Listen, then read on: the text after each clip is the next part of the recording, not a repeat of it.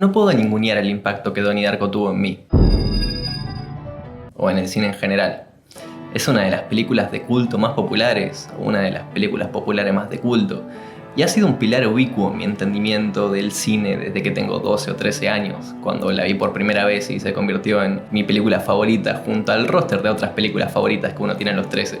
Marcó un antes y un después en cuanto a lo que se podía hacer con un bajo presupuesto cuando tu premisa es lo suficientemente falopa como para sobreponerse a la pobreza de su producción. Impulsó la carrera de uno de los top 50 actores más grandes del siglo XXI y trascendió al punto en el que ya no te acordás de ella como una película de culto. Es de culto si el Club de la Lucha es de culto.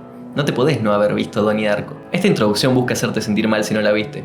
Si la viste, capaz podés decir que no está tan buena, pero es una peli de innegable mística elevada totalmente por el hecho de que haya sido el debut de su director. Siempre lo escuché como curiosidad, pero nunca escuché qué iba después.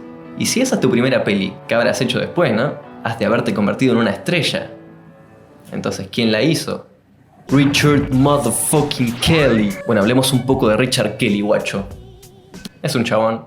Dirigió 2 pelis más y pasaron 16 años desde la última. No es que se haya muerto ni retirado ni nada, está perfecto, pero no volvió a sacar nada. Seguramente porque las 2 pelis que hizo después de Donnie Darko fueron un fracaso severo y nadie conoce su nombre más allá de su título del chabón que dirigió Donnie Darko. Yo tengo más seguidores en YouTube que el NG y ni cobró el partner y vos ni te suscribiste. ¿No es rarísimo eso? Poder decir eso de el chabón que hizo una de tus películas favoritas, una de las películas más formativas para vos. Miren cuántos seguidores tiene Yorgos Lántimos y bro solo saca fotos de nucas. En fin, seguramente también se deba a que se puso el nombre de usuario que te daban en la Xbox cuando te habían luqueado el nombre. En Twitter tiene más seguidores, pero igual, no es que sean una banda. Sangre Ceneice tiene más. Pero ¿por qué, tras haber debutado con una de las películas más importantes de los últimos tiempos, recibirías un trato así? ¿Por qué sus pelis fallan comercialmente? ¿Estarán malísimas? ¿Serán gemas ocultas? Y al no haber visto prácticamente nadie tratando el tema, creo que es el pretexto perfecto para expandir mi cuñadismo al mundo de las películas también, y hacerme el experto como si supiese lo que es un primer plano, como si no grabase esto con una webcam de la salada. Donnie Darko nace de diversas experiencias casi autobiográficas de un autor que creció en el fla de la caótica vida suburbana en los Estados Unidos de Reagan. Con caótica no me refiero a complicada. Su viejo trabajaba en la NASA, lo cual puede llegar a ser importante después. Me refiero a caótica, a que, a pesar de vivir bajo la fachada de estabilidad, por lo menos económica, todo el mundo está en una. O capaz que vos estás en una, y hay algo que todos cazan menos vos.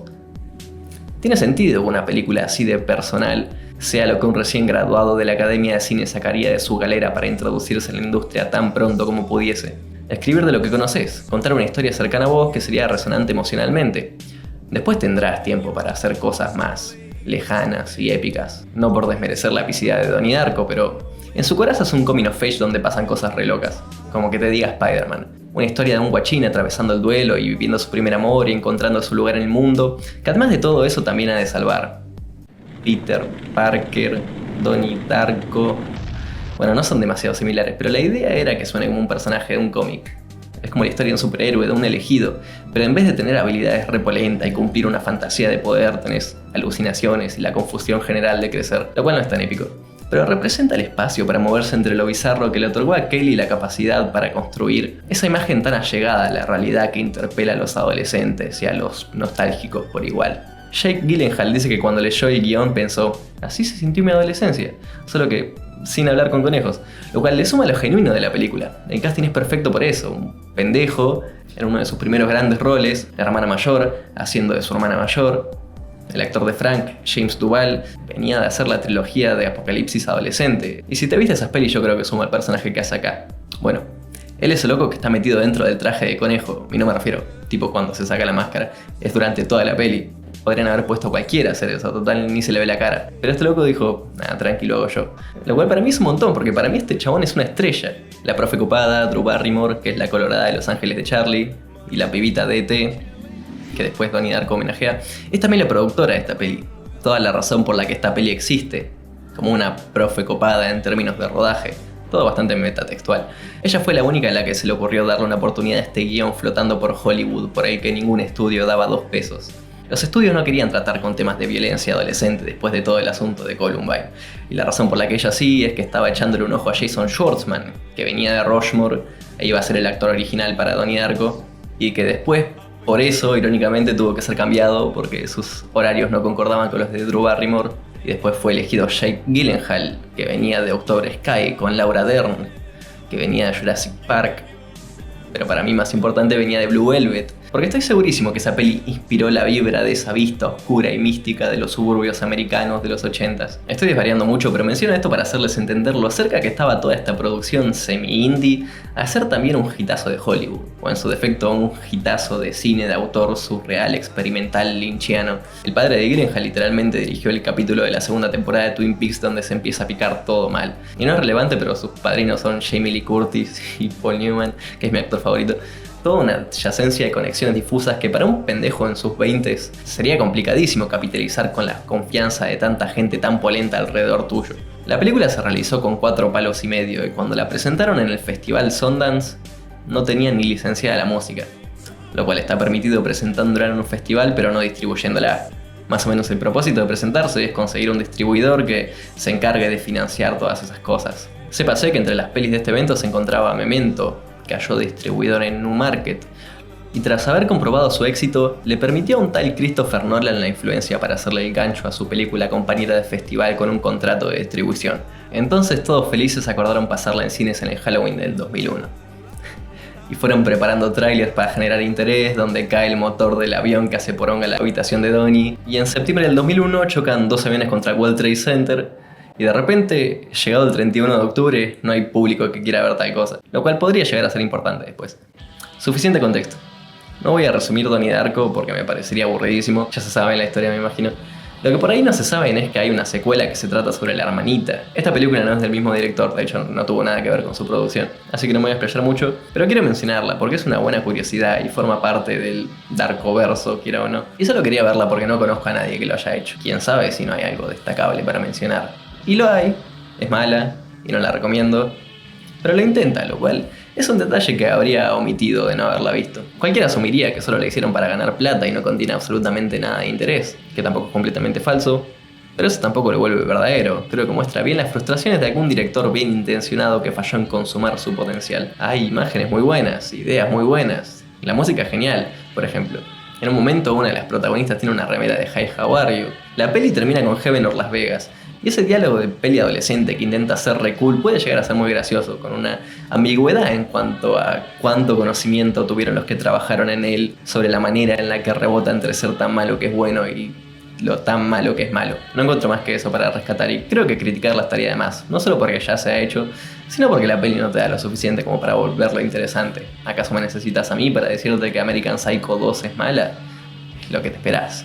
En el fondo de una escena aparece un póster de Macros, eso está bueno. Un pedazo más interesante del universo Donnie Darko es la página web que acompañó su lanzamiento, que es una de las cosas más estúpidamente duras que el internet habría visto hasta ese momento y que, para no sobrepoblar este video, cubriré en algún acompañamiento. Esto es algo que Kelly volvió a intentar con el lanzamiento de Southland Tales, una paginita con la estética de la peli que parecía apuntar a algo más grande, pero al haber sido un fracaso comercial que no correspondió para nada a la ambición que tenía, básicamente terminó solo dirigiendo la novela gráfica que sirve de precuela para la peli. Esta novela gráfica dura 3 capítulos que originalmente iban a ser 6, pero debido a restricciones de tiempo y presupuesto tuvieron que ser recortados. Kelly dice sobre su trabajo en ella que fue de lo más difícil que hizo porque sentía que su cordura se estaba disolviendo.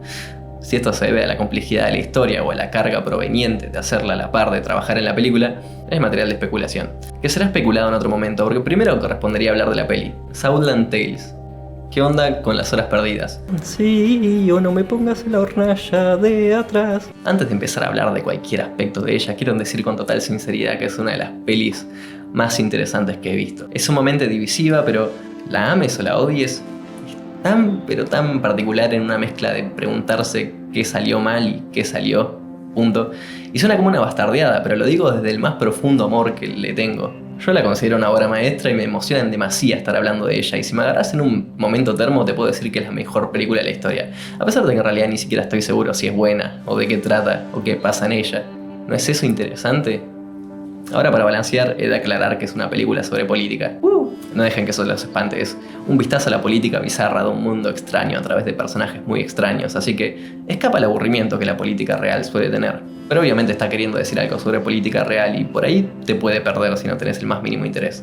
pero tiene una escena de sexo entre autos que de alguna manera está relacionada con la sátira política, así que pensátelo 2 veces antes de asumir que estoy hablando de vos como alguien que no estaría interesado. En el comentario del Blu-ray, Richard describe la peli como tratándose sobre decidir entre Obama y John McCain en un sentido, lo cual, habiéndola visto, es una forma graciosísima de quedarse corto considerando la magnitud de todo lo que transcurre en ella. Es como decir que 2001 se trata sobre Grok. Entonces, ¿qué pasa en ella? ¿Por dónde empezar? Esta peli es del 2006 y trata del futuro distópico del 2008. En una realidad alterna donde después del atentado a las Torres Gemelas caen 2 bombas nucleares en Estados Unidos, arranca la Tercera Guerra Mundial y América se queda sin combustible por no poder dormírselo al tercer mundo. Ante esto, unos científicos raros mal descubren una nueva forma de combustible ilimitado que sale del océano y puede controlar vehículos a distancia para usar para la guerra, y proveniente de la misma fuente, un líquido que es como una droga multiuso experimental que se inyectan en los brazos y que también se usa para la guerra. Este gobierno excesivamente militarista se vuelve más y más autoritario con la excusa de prevenir el terrorismo, formando un nuevo cuerpo policial con más libertades para reprimir y más reglas para reforzar, siendo estos nuevos milicos una rama de un proyecto más grande de control llamado USAID, que es una especie de gran hermano metido en el internet que recopila los datos de todo el mundo y que requiere tu huella digital para cualquier actividad tecnológica. Por ejemplo, votar. En paralelo a esto, la oposición demócrata empieza a perder fuelle y la alternativa revolucionaria de los neomarxistas gana popularidad,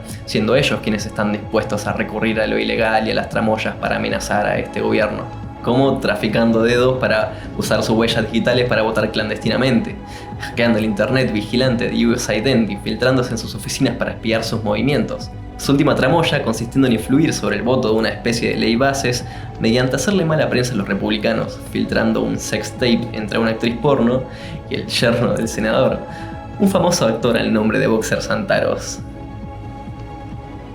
que es La Roca. Quiero que entiendan que hasta ahora no he hecho más que describir las condiciones en las que se da este universo y sentar las bases para lo que ya después empieza a pasar en la historia, que es mucho más raro.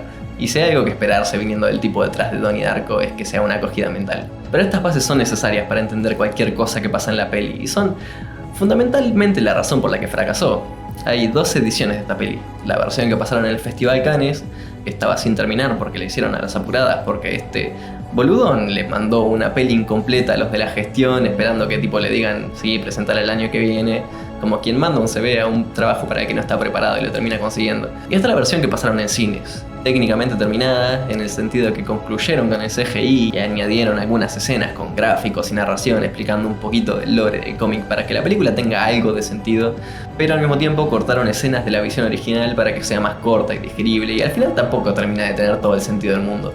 Kelly dice que a pesar de estar orgullosísimo de la peli, no está satisfecho con ninguna de las 2 versiones y le gustaría reeditarla. Yo lo entiendo porque me leí los cómics y me vi las 2 versiones con el Blu-ray, con el track de comentario, y quiero aspirar a saber qué es lo que estaba queriendo hacer. Por no decir humildemente que soy una de las únicas personas en este maldito planeta que la caza. Lo mismo pasó con Donnie Darko en realidad, es altamente discutido cuál es la versión superior. Si la de director, que te explica más las cosas, o la original, que te deja que lo absorbas e interpretes todo vos mismo, y que de paso tiene mejor música. Que se llame Director's Cut no significa necesariamente que sea lo que el director quería. Supongo que todo depende si ves la peli como una experiencia emocional con una lógica interna, o como una ecuación para sentirte inteligente después de entender. Yo no sé qué tanto hay que entender en ella. Literalmente el libro que te explica todo se llama La filosofía del viaje en el tiempo. No se supone que tenga que ser un texto de Einstein o de Hegel. Es un invento cursi que no podría existir en la vida real y que haces cuando no sos experto ni en la filosofía ni en la ciencia de los viajes en el tiempo. Que está perfecto para los gorditos Doctor Who como yo, o para los gorditos Twin Peaks, que a veces prefieren terminar confundidos. Porque si tenés una explicación directa es como ver un resumen, una lista de puntos en la trama, y ahí es cuando la gente empieza a tener este problema que he visto reverberado por muchos lados. En el server me lo han dicho, le vi en un video del Angry Video Game Nerd, que te dicen, sí, entendí lo que pasa, pero no entendí el propósito. ¿El propósito? No sé, esta cámara acercándose a Donnie amaneciéndole en medio de la nada con su bici tirada, que se despierta riendo, y su bicicleteada por toda la ciudad para volver hasta su casa con Echo and the Bunnymen de fondo, el montaje de la escuela con Head Over Heels, las múltiples escenas acojonantes con este conejo tenebroso, que de hecho no se siente tan tenebroso, a veces se siente medio copado y amiguero, como el último real que te queda dispuesto a tirarte la posta. La sátira al puritanismo New Age, la charla sobre los pitufos, la forma en la que toda la peli cobra otra vibra después de verla de vuelta. Es flashera y complicada, y de ciencia ficción y un poquito de terror, sí. También es una hermosa peli ochentera de bronca adolescente, es El Club de los Cinco, es Heathers, es Blue Velvet y Dead Poets Society, no es Interestelar, aunque quizás un poco sí. En fin, si me pusiese a listar todas las inspiraciones y referencias y similitudes que tiene Southland Tales, terminarías de ver este video mañana. Por eso creo que la mejor manera de ver la peli es sin saber de qué carajo se trata, aunque eso pasó en Cannes y le fue para el culo, así que yo qué sé, no culpo a nadie por no disfrutarla. Ya si estás viendo una peli y ves que empieza por el capítulo 4, por ahí disocias un poco, y ya si te perdiste al principio el resto de la peli, probablemente no va a tener ni un poquito de sentido ni te interpele. También es verdad que a Richard se le fue la mano con la ambición de una peli que, para comparar con otras del mismo año, tenía menos presupuesto que Click. Y también es verdad que la versión de Cannes estaba sin terminar. Nada de esto más amarla menos. Sí la hace imposible de recomendar, esta escena de Homero saliendo del cine preguntando si el FBI sabía que Asuntos Internos le tendía una trampa. Hay un millón de subtramas y de personajes con intenciones opacas y ocultas que seguir y recordar, y por ahí el ritmo no lo hace lo más fácil del mundo. Sin embargo, si hay algo innegable sobre esta estructura desequilibrada es que vuelve a esta película especial y destacable cuanto menos. Como dijo La Roca, no es como nada que hayas visto antes, y eso le jugó en contra. El crítico Roger Ebert dijo que fue la recepción más desastrosa de una película que había visto en el Cannes desde The Brown Bunny. Y en ese sentido se siente como ver un pedazo de la historia del cine. Esto no es solamente la segunda película del vago que hizo Donnie Darko, es una de las películas peor recibidas en la historia del festival más prestigioso del mundo, que significó el suicidio en la carrera de uno de los directores más prometedores del siglo XXI. Pero también significó más. Por ejemplo, le permitió un cambio de imagen a La Roca, siendo la primera película en ponerlo en los créditos como Dwayne Johnson, dejando atrás su personaje de lucha libre, que bueno, ahora hace una historia distinta porque siempre hace el mismo personaje, pero acá lo podés ver esforzándose por un cambio de cara con la visión insana que tenía Richard Kelly para él. También, según escuché en el comentario, es la primera peli en usar cierto tipo de cámara y cierto tipo de zoom.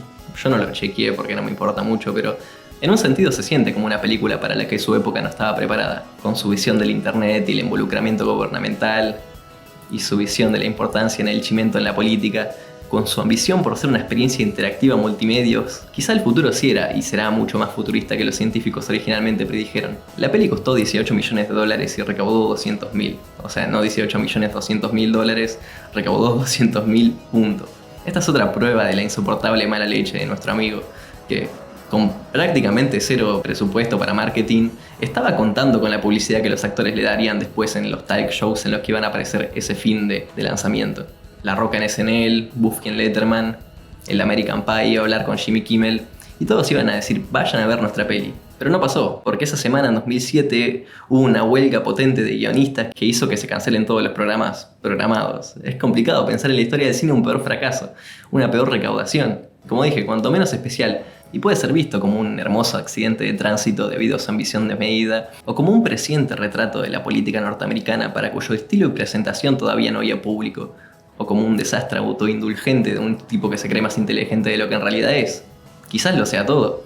Ahora mismo yo no puedo dar una vista imparcial porque me es imposible separarme, imaginar qué está pensando alguien viendo la peli por primera vez, habiéndola visto una banda de veces para la creación de este video y recreativamente. Actualmente solo la puedo ver y pensar, ¿qué es lo que no se entiende?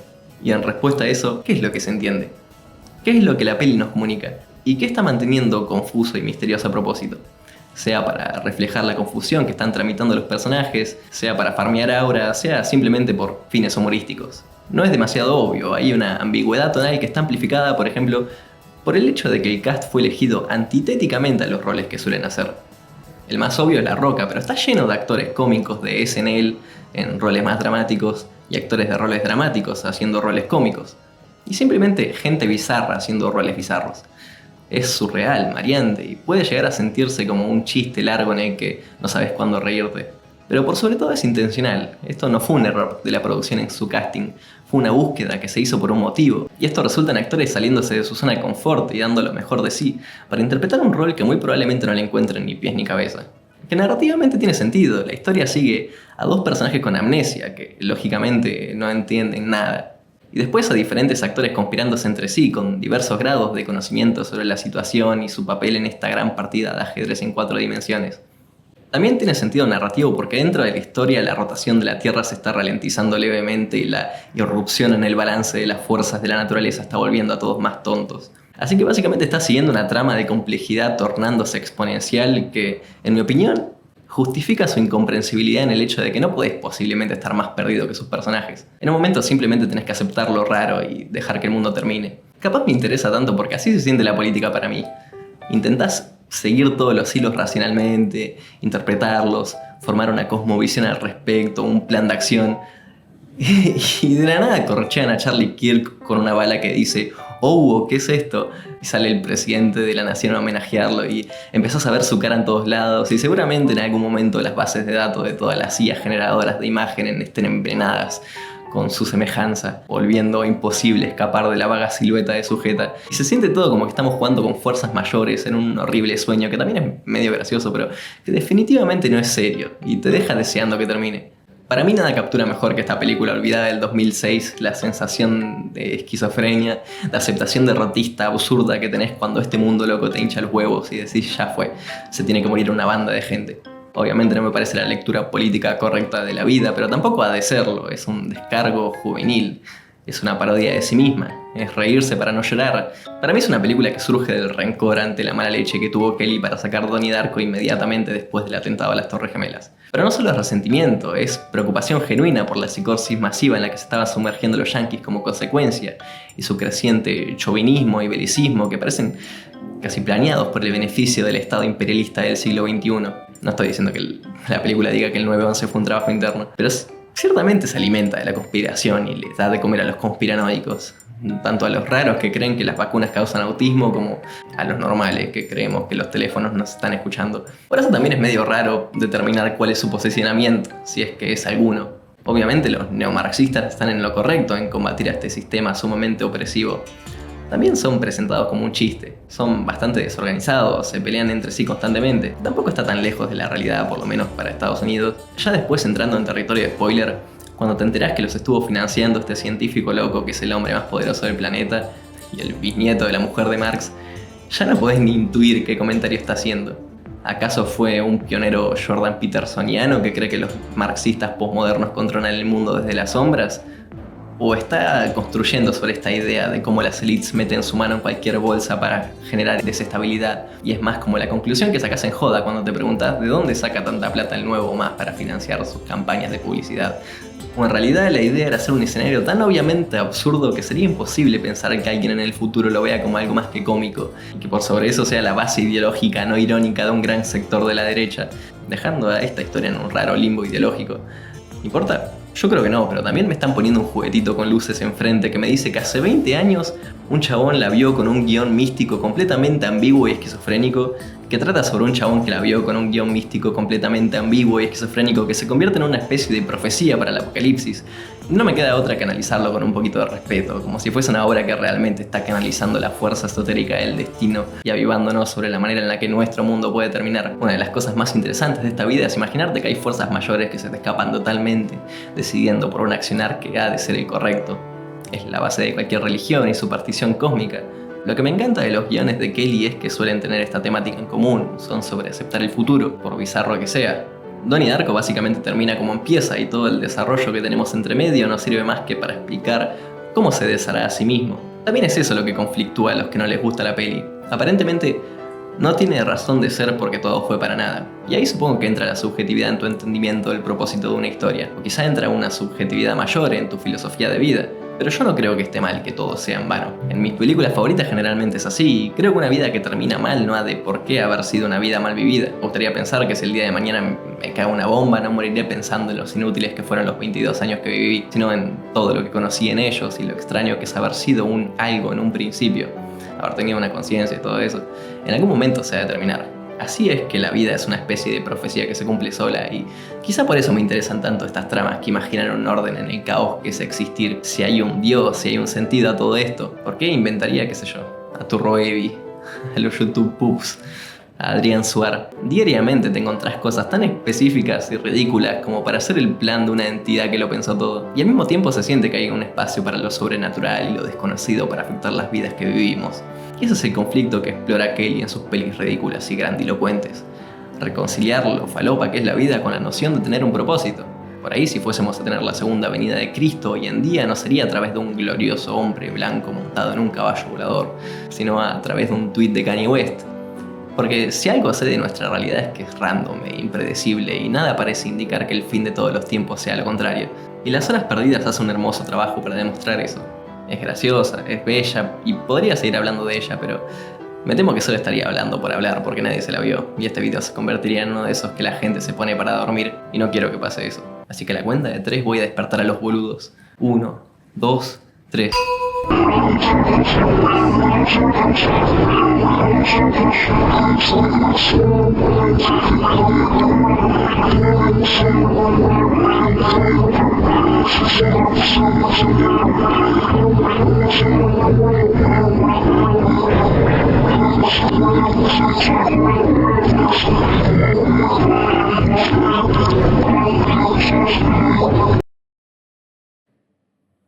¿Vieron mi póster? Ahora tengo un póster. Hay una peli que dirigió Tony Scott, el que dirigió Top Gun, y es el hermano de Ridley Scott, el que dirigió Napoleón, para la cual Kelly escribió su guión un poquito antes de hacer Saul and Tales, que supongo que la contaría como una película en su filmografía. Es cosa de poder extenderme un poquito más y no solo hablar de 3 pelis. Se llama Domino, y trata de una historia real supuestamente. En realidad sí, supongo que es real, pero no sé qué tan real lo hacen en la peli. Es una fumada. Se ve bien 2000era con este filtro amarillento color a pis que ponían tipo en los anuncios de la Play 3 o en los spots antipiratería, corte no robarías un auto. Y está editado de esa misma manera, es una peli cool. Bastante tarantinesca, se podría decir, aunque supongo que Tarantino es Tony Scott-esco.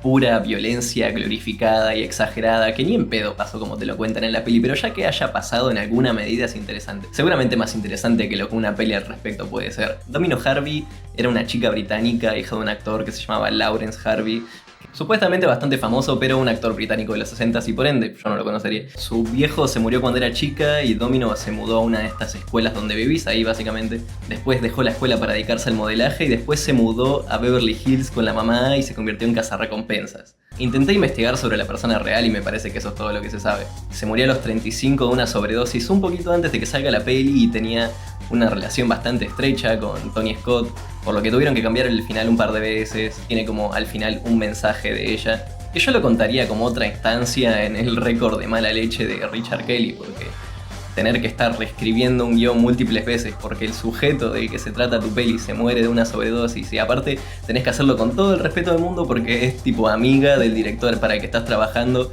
complicado. No es su mejor trabajo tampoco, yo creo que hizo lo que podía con lo que se tenía. Pero considerando que le dieron la consigna de decir, bueno, voy a escribir a la mujer más cool de la historia, siendo un hombre blanco, cis, heterosexual, sin hermanas, sin hoe probablemente, el guión estaba condenado desde un primer momento a ser o un poquito tryhard o un poquito misógino. Es más progre de lo que yo me imaginaría, pero es poco sutil. Que no es que precisamente necesite serlo demasiado considerando el estilo de la peli, donde la demencia es obviamente intencional, como un pánico y locura en Las Vegas que en vez de ser un viaje de pepa es como un shot de alguna droga que no tomé, como para hacer una comparación justa, digamos metanfetamina, o tusi, o alguna de esas drogas que te hace cosquillear un poquito los huevos. Pero quizá es una peli que te bombardea demasiado con su sex appeal, que quizá era un aspecto verídico omnipresente en la vida de Domino Harvey, pero hasta donde investigué se supone que quizá era lesbiana, eso la peli ni te lo menciona. Y me hace preguntarme, si este chabón la conocía realmente, ¿por qué no entra en detalle al explorarla en su peli? Yo supondría que ese cariño que se tenían privó a Tony Scott y en su medida a Richard Kelly de presentar a Domino Harvey como un personaje complejo. Digo, si se te muere un amigo, por ahí si le haces una peli intentás hacerlo parecer lo más capo posible. Y en esta peli pasa un poquito eso y asimismo vuelve a los demás personajes un poquito más aburridos considerando que nuestra protagonista es una Marisú y puede hacer lo que quiere. Sus compinches son relativamente aburridos, no hay mucho desarrollo dentro de ellos más allá de lo mucho que le quieren entrar a Domino. Y las tramoyas no lineales, de las que deberíamos estar ya acostumbrados de Kelly, que conforman el engranaje para que la historia se desarrolle, también pierden intensidad porque uno está esperando toda la peli a que vuelvan los protagonistas y demuestren una fracción del cariño y la química que se supone que tienen. Simplemente creo que no hubo tanta sintonía entre Richard queriendo hacer lo suyo, simbolismo religioso, personajes casualmente ridículos, narración voiceover intentando darle profundidad y hacer entendible una historia que salta de un lado para otro, que no se tradujo muy bien al estilo más orientado a la acción de Tony Scott. Hay escenas geniales que han de ser producto de Richard y hay escenas geniales que han de ser producto de Tony, Pero en general es una peli que podría haber sido un producto mejor y que terminó siendo más que nada una obra de estilo sobre sustancia. Mi conclusión sobre Domino es que es una peli más flashera que buena, pero intenta un montón de cosas nuevas y que por ahí está muy buena haberla drogado. Y como experimento para un biopic está muy interesante y la elegiría a ver cualquier día de la semana por sobre Bohemian Rhapsody o A Complete Unknown. Pero bueno, hablando de Tony Soprano, guacho. Un drama legal true crime con James Gandolfini que anunció su preproducción en 2012, que fue cancelado al otro año porque se murió Gandolfini. A mí me encanta Gandolfini, me encanta Richard Kelly, me encantan los dramas legales, me encanta el true crime. Me duele.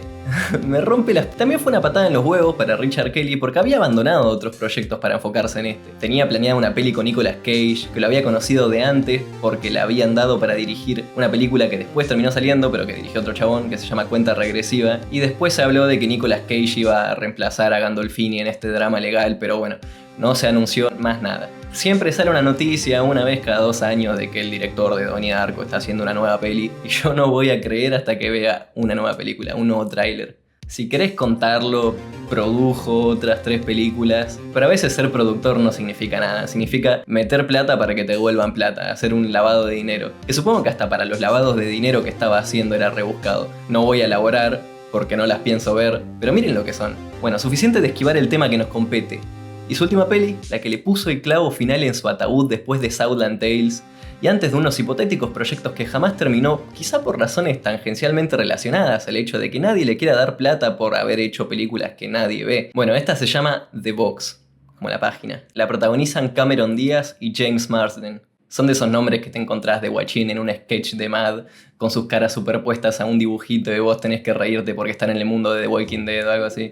Esta peli se siente un poco así. Yo siento que no me dio ningún tipo de acercamiento a qué roles normalmente suelen hacer estos actores, porque quizá también haya como una cuestión metatextual donde interpretan papeles que son surreales porque no son los que suelen hacer. Esto es como un sueño que tendrías después de ver Vanilla Sky y X-Men, con el tipo de recolección corrompida que hace tu cerebro al interpretar personalidades en sueños. En un momento se siente como una peli medio chota en la que estaría Cameron Diaz, en otro momento se siente como una peli medio chota donde estaría James Marsden, y después se siente como que la peli se retuerce sobre sí misma y se da vuelta como una media, y de repente estos personajes que pertenecen a otra película se encuentran atrapados en una pesadilla terrible. De las 3 es la que menos me gusta, pero también es la que más me sorprendió la primera vez que la vi. Tiene algo medio maldita en ella, como que no debería existir. Y no porque te vayas a recagar de miedo, es más como un Don't Hug Me I'm Scared, donde la disonancia de lo que acabaste de ver te deja como con un poquito de un vacío. Como si estos muñequitos te hubiesen agarrado indefenso para traicionarte y asustarte y hacerte ponderar el significado de la vida. Esta es una peli que está dirigida como un slop navideño, tipo Hallmark. Tipo algo que te encontrarías re aburrido haciendo zapping y te los dejarías como ruido de fondo. Pluto TV Core. La premisa también es una boludez, es un meme. Es un let's play de Juega Germán. Que básicamente si presionamos el botón podemos ser mujeres. Así que esta vez sí me voy a arriesgar a presionar el botón. Cae este viejo y te deja un botón y te dice, che, si lo apretás se muere una persona random, pero te doy $1.000.000. ¿Lo apretás? No es serio, no amerita una película. Es como hacer una peli sobre el dilema del tranvía con Jennifer López y Owen Wilson. ¿Les sorprendería entonces saber que en realidad no fue un fracaso? Es de hecho la única peli de Kelly que recaudó más de lo que costó. No por mucho, pero es un dato a tener en cuenta. Los atraje con falsas premisas, no fue un fracaso. Y tampoco estuve siendo del todo honesto recién, no es tan Pluto TV. Tiene escenas bellísimas, se ve desaturada y difuminada pero cálida. Tiene sets retro y constantemente planos simétricos, enfocando por ahí una sola cosa, con los colores muy bien pensados. Y se ve todo muy clean, se ve como si The Holdovers tuviese algún tipo de enfermedad. Pero tiene sentido, porque es una película navideña, no como Duro de Matar, donde transcurre en Navidad pero trata de otra cosa. Acá hay constantes recordatorios en el diálogo y en la imagen de que estamos en la época de Santa Claus. Es como una mirada un poco alejada de la Navidad, como que ya estás muy grande para sentir el espíritu navideño, pero que sin embargo ves la vida condicionada porque son esos días. Y en su lejanía ante el mundo de las fiestas habla de lo adulta que es, o intenta ser con los problemas que describe, que son una boludez.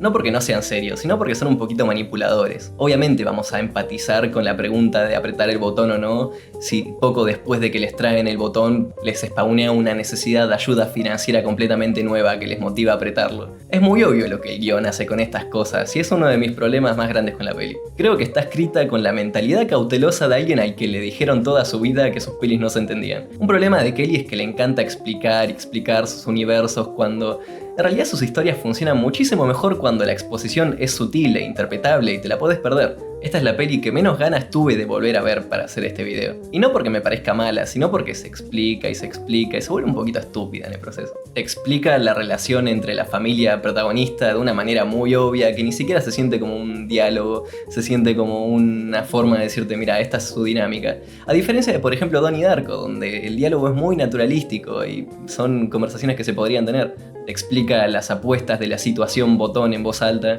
Que supongo que está bien, porque si hay algo que explicar es eso. Pero después como que empiezan a tener un diálogo, una especie de soliloquio, donde también se ponen a explicar sus sentimientos particulares sobre qué tan bien les parece apretar el botón. Que no está bien, no es un diálogo real, es una pseudo-filosofía pseudo-teatral. Y bueno, esta pseudofilosofía de la película también te remite al personaje de Cameron Díaz, que es una profesora de filosofía en una escuela, que te explica los temas de la película porque hace referencia a Sartre y la peli tiene la necesidad de aclararte que se trata de eso, pero lo hace a partir de brevísimos análisis que son más como menciones superficiales de filosofía en vez de realmente cosas que te intenten relacionar y recontextualizar corrientes filosóficas. Acá Cameron Díaz está hablando de una obra de teatro de Sartre y de repente una alumna le dice, sí, el infierno es otra gente, como si fuese una conclusión que sacó ella misma a partir de la pura fascinación de la explicación que le estaba dando la profesora, cuando en realidad es muy obvio, tipo, de que en una clase introductoria sobre Sartre ya se habría mencionado eso. Es pura explicación que ni siquiera hace el esfuerzo de situarte en un escenario donde la exposición se camufle. En esa misma escena, sin haberlo mencionado antes ni habernos demostrado nada parecido, un pequeño libertario le pregunta a Cameron Díaz qué le pasó a su pie y ahí te hacen más exposición y después hay otra escena más donde te explican qué le pasó a su pie y después otra escena más. ¿No sería más efectivo antes de todo eso mostrarnos una escena de Cameron Díaz rengueando como para que nosotros asumamos que algo le pasó a su pie? ¿O tiene que ser todo explicado así? Explican todos los aspectos sobrenaturales, la simbología de lo que la caja representa. Solo falta que termine en un voiceover de Richard Kelly dándote una moraleja. A primera vista zafa, la primera vez que la ves está ok. Por ahí te puede llegar a molestar en algún momento, pero por ahí ni te das cuenta. Ya viéndola en repetidas ocasiones se vuelve tan notorio y pasa tanto que deja de sentirse como una película de verdad. O empieza a sentirse como una película de verdad atrapada en una película de mentira. Que viéndola así resulta interesante si tan solo por imaginarse que las partes malas son malas a propósito en un esfuerzo para construir esta atmósfera inquietante de la que hablé antes, elaborando sobre el cuento para niños del que está vagamente inspirada. Este es un cuento que se llama Botón, Botón, dura 9 páginas, es lo que te esperabas, es como una reversión moderna de La pata del mono. The Box se encarga de meterle todos los elementos que le gustan a Kelly, desde la ciencia pop encarnada por el padre que trabaja en la NASA que tuvo Kelly en la vida real, los elementos filosóficos y de ciencia ficción, el hecho de que esté situada en su ciudad natal, la aceptación suicida del destino. Todo esto está bien y es lo más interesante que tiene, pero está un poco manchado por lo aburrido que es el resto. Las actuaciones, por ejemplo, están bien hasta que abren la boca. Cameron Díaz hace muy buen trabajo físico para expresar con su cara lo que el personaje está sintiendo. Y James Marsden encarna perfectamente el tipo de chabón carismático pero arrogante que su personaje es. Pero me cuesta pensar una línea memorable que hayan tenido virtud de la buena definición de sus personajes. Es como que a pesar de estar en una peli de 2 horas se quedaron con la profundidad de su cuentito de 9 páginas. Así que supongo que tengo que ser honesto y decir que Richard no es infalible, que su guión fue un poquito malo. Esta es la única peli donde Richard se encargó tanto de producción como dirección y de guión. Capaz que en esta ocasión simplemente no estaba inspirado. Capaz lo hizo para hacer unos pesos, capaz que le quiso hacer caso a los críticos de cine, o capaz que trabaja mejor cuando tiene un productor en su oreja diciéndole que no puede hacer todo lo que se le cante. En mi opinión debe ser una mezcla de todas esas cosas, considerando el hecho de que después de haber hecho 2 pelis que fallaron comercialmente, después de haber hecho una peli que falló mucho comercialmente, tenía que dar un salto de fe comercial para que no esté blacklisteado para siempre. Y está bien para lo que es. No es la mejor de sus pelis bajo ningún parámetro, pero tampoco es mala. O por lo menos tiene los suficientes aspectos muchísimo más interesantes que la totalidad de algunas pelis, entre comillas, mejores. Y se estrenó Mi Cumple, que yo lo tomo como el regalo que es de ser una peli más del director, que si tan solo la industria le diese la oportunidad que yo siento que se merece, como le ha dado a otros de mis directores favoritos, por ahí podría tenerlo en el mismo podio. Me gustaría verlo intentar con algo más casero, con menos presupuesto, como aquellos días donde hizo su mejor peli, y ver qué es capaz de hacer ahora con esas limitaciones. Como cuando Lynch tuvo que sacar plata hasta de las piedras para financiar Inland Empire, que es básicamente la mejor peli de la historia, pero seguramente esté cómodo con el estilo de vida que lleva y no ha de necesitar plata o satisfacción creativa. Uno no puede más que estimar las intenciones de un autor a partir de su arte, y seguir su trayectoria involucró mucho de esto. Mucho pensar, wow, ¿cómo sería su filmografía si tuviese 10 pelis, si fuesen comercialmente viables? ¿Qué pasaría si estas pelis hubiesen salido en otra época? En esta época. ¿Acaso este tipo está gagá o la está viendo como nadie la vio en el cine? Mi respuesta es un rotundo: no tengo la menor idea. Pero puedo confirmar que seré el primero en el país en ir a ver cualquier peli que vaya a sacar en el futuro, incluso si no le tenga demasiada fe. ¿Qué recomiendo entonces? Por ahí se hablan Tales. En realidad no, yo creo que la van a ver y me van a terminar odiando. Pero voy a recomendar otras películas que me hagan acordar a estas 4. Porque para el proceso de este video me vi películas de Lawrence Harvey, me vi películas de Terry Gilliam, porque era el director favorito de Richard Kelly. También el otro era Peter Weir. Entonces tuve que ver un poquito de las inspiraciones que tuvo en un poquito de todo. Me vi otras de Tony Scott, me vi otras de Ridley Scott, no sé por qué, porque era el hermano. Tuve un montón de agujeros de gusano y voy a intentar hacer que valga la pena para algo. Por lo menos para que digan, wow, este chabón sabe de cine, y se vean mis siguientes videos de cine que seguiré haciendo. And talk about the weather, but traditions I can trace against the child in your face won't escape my attention. You keep your distance with a system of touch and gentle persuasion. I'm lost in admiration, could I need you this much? Oh, you're wasting my time, just wasting time. Something happens and I'm head over heels. I never find out till I'm head over heels. Something happens and I'm head over heels. I don't take my heart, don't break my heart, don't throw it away.